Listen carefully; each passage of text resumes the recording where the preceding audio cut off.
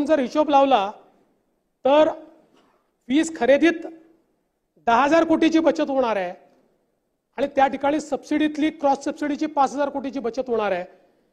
म्हणजे पुढच्या 2026 किंवा फार तर 27 नंतर आपण जी काही आज मोफत वीज देतोय त्याचा जो भूर्दंड आपल्या बजेटमधून जातोय नेमके तेवढेच पैसे आपण या सौर कृषी वाहिनीमुळे वाचवणार आहोत आणि कदाचित तोपर्यंत कनेक्शन वाढतील त्यामुळे थोडा फरक पडेल, पण जवळपास आपण रेव्हेन्यू न्यूट्रलवर ही योजना या ठिकाणी आणणार आहोत।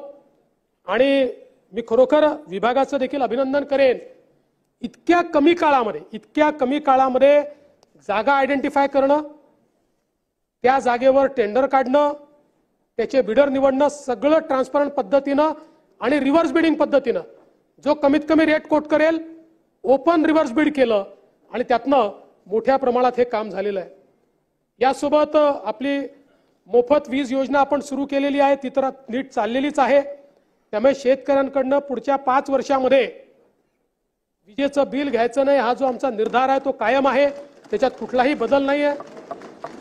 आणि आपण सौर कृषी पंप योजना आणलेली आहे आणि अतिशय गतीने याचं काम सुरू केलेलं आहे।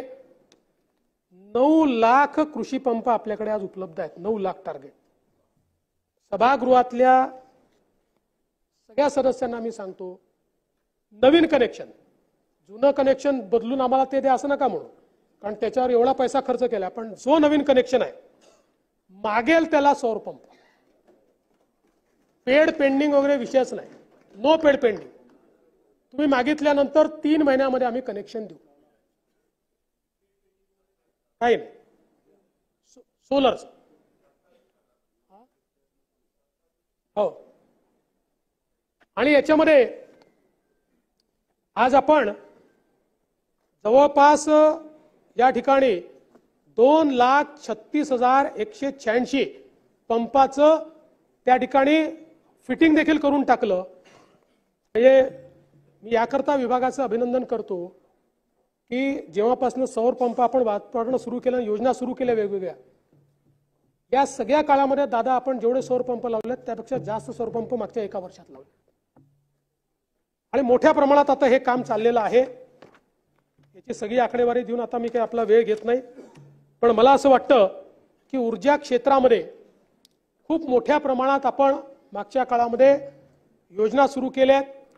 अगदी पंप स्टोरेज सारख्या ज्या योजना आहेत, म्हणजे मी केवळ आपल्यासमोर आकडेवारी मांडू इच्छितो की आज आपली स्थापित क्षमता ही साधारण 44,000 मेगावॅटची आहे आणि आपले जे करार झाले आहेत ते 54,000 मेगावॅटचे आहेत।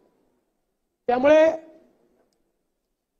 आपण साधारणपणे आपण जी ऊर्जा देतो या ऊर्जेमध्ये 16% अपारंपरिक आहे